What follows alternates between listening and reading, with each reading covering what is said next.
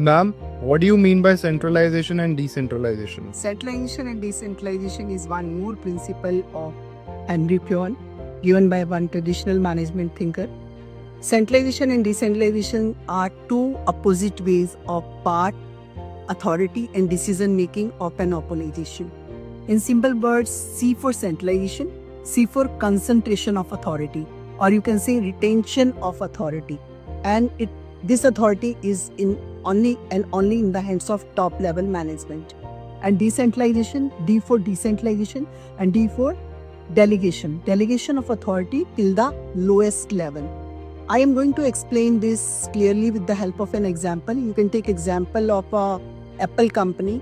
In Apple company, if they want to introduce new iPhone or MacBook and they want to design the product, or they go for strategy, or they go for marketing, then all these decisions are being taken by headquarters or the big top managers.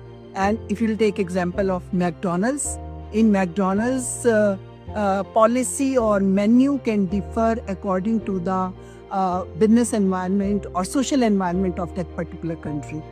Like in India, if you'll introduce MACD, then that time they introduced first time in India Aloo Tikki burger. And like that in Japan also, Teriyaki burger was introduced in Japan according to the social environment of that country.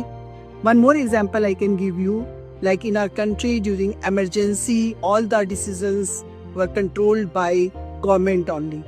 And in COVID, all Gram Panchayat heads were taking decisions according to the local environment, and decisions were taken by local panchayats.